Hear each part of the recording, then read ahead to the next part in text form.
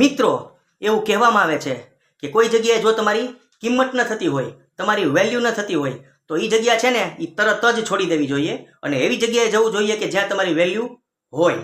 અને મિત્રો, આ જ વસ્તુ સમજાવતી એક નાનકડી મસ્તી મસ્ત એવી વાર્તા લઈને આજે તમારા સમક્ષ રજૂ થયો છું.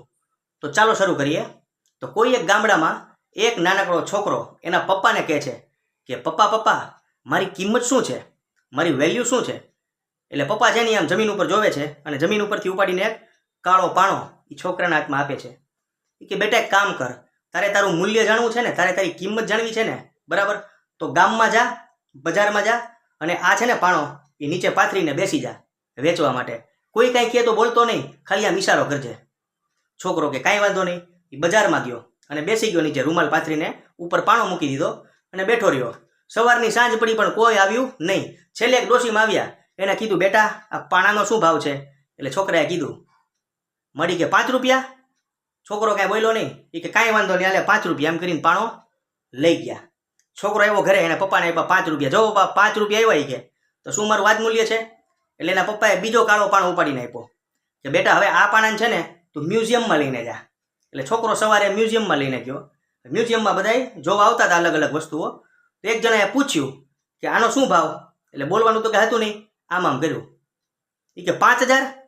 છોકરાએ કે જવાબ દીધો નહીં, લેવો જ છે. એ કે 5000 દઈને પાણો લઈને વયો ગયો. છોકરો ઘરે આવ્યો, એના પપ્પાને કીધું લ્યો પપ્પા આ 5000 આવ્યા. તો શું મારી વેલ્યુ 5000 છે? એના પપ્પા કે હવે એક કામ કર, તું કોઈ શિલ્પી હોય ને, કોઈ પથ્થરનો વેપારી હોય ને, કોઈ પથ્થરનો જાણકાર, એની પાસે જા. એમ કરીને એક પાણો ઉપાડીને હાથમાં આપ્યો. હવે છોકરો છે ને એ એક મોટા શિલ્પી આગળ ગયો કે જે પથ્થરનો વેપારી હતો અને અલગ અલગ પથ્થરો છે ને એ મૂર્તિમાં ફિટ કરતો હતો. એટલે એની પાસે એને આમ રાખ્યો ને એટલે તરત જ ચમકી ગયો. એ કે આ પથ્થરને તો હું કે વર્ષોથી ગોતું છું, મારી જિંદગી વહી ગઈ, મારે 60 વર્ષ થયા, પણ આ પથ્થર મને આજ સુધી મળ્યો નથી. આ પથ્થરનો ભાવ શું છે? એટલે બોલવાનું તો હતું નહીં. છોકરાએ કીધું આમ. એ કે 5 લાખ દેવા જ છે. એ કે 5 લાખ દઈને પાણો લઈ લીધો. છોકરા આવીને પપ્પાને આપ્યા 5 લાખ. એટલે છોકરાએ કીધું બેટા તને કંઈ સમજાણું? વસ્તુ એક જ છે પણ અલગ અલગ જગ્યાએ એની વેલ્યુ અલગ અલગ છે. એટલે જ મિત્રો, જ્યાં તમને એવું લાગે કે તમારી વેલ્યુ નથી તો એ જગ્યા તરત જ છોડી દો, કેમ કે એ જગ્યા તમારા માટે નથી. બરાબર? તમે હીરા છો અને તમારું સ્થાન દરિયાના તળિયામાં છે તો ત્યાં તમને કોઈ ભાવ પૂછશે નહીં.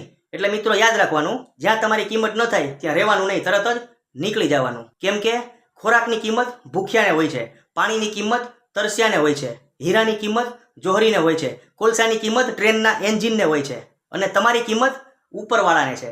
એટલે જ મિત્રો, જે તમને અનુકૂળ આવે, જે તમને સારું લાગતું કામ હોય, કે જેમાં તમે નિષ્ણાત હોય, એવી જગ્યાએ જાઓ કે જ્યાં એની માંગ હોય, ત્યાં તમે ચાલશો. બરાબર?